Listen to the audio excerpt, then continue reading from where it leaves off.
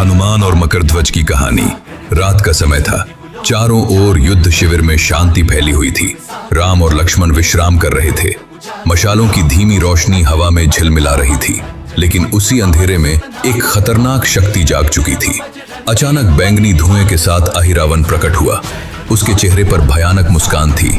आज राम और लक्ष्मण मेरी बलि बनेंगे। आज तुम दोनों मेरी बाली बनोगे।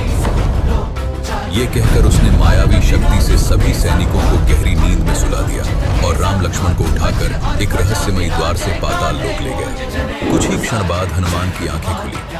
उन्हें तुरंत संकट का आभास हो गया। प्रभु राम संकट में हैं। हनुमान जी बिना समय गंवाए आकाश में उड़ चले। वे धरती के नीचे स्थित भयावह पाताल लोक पहुंचे। वहां लावा की नदियां बह रही थी और चारों ओर अंधकार फैला था। जैसे ही वे आगे बढ़े, एक विशाल द्वार के सामने एक शक्तिशाली योद्धा खड़ा दिखाई दिया। वो था मकरध्वज। रुको, बिना अनुमति कोई अंदर नहीं जा सकता। मकरध्वज ने अपना त्रिशूल आगे करते हुए कहा। हनुमान जी बोले, मुझे रास्ता दो, मुझे अपने प्रभु को बचाना है। लेकिन मकरध्वज अपने कर्तव्य पर अडिग था। पहले आपको मुझे हराना होगा। दोनों के बीच भयंकर युद्ध शुरू हो गया। गदा और त्रिशूल की टक्कर से चिंगारियां उड़ने लगीं। पूरा पाताल लोक कांप उठा। युद्ध के बीच अचानक मकरध्वज बोला, मैं आपका पुत्र हूं। हनुमान जी आश्चर्यचकित रह गए। यह कैसे संभव है? मकरध्वज ने सिर झुकाकर कहा, जब आपने लंका दहन के बाद समुद्र में प्रवेश किया था, तब आपके शरीर से गिरी पसीने की एक बूंद को एक मछली ने निगल लिया। उसी से मेरा जन्म हुआ। हनुमान जी कुछ क्षण शांत रहे, लेकिन उन्हें अपने प्रभु को बचाना था। युद्ध फिर शुरू हुआ और अंत में हनुमान जी ने मकरध्वज को पराजित कर दिया।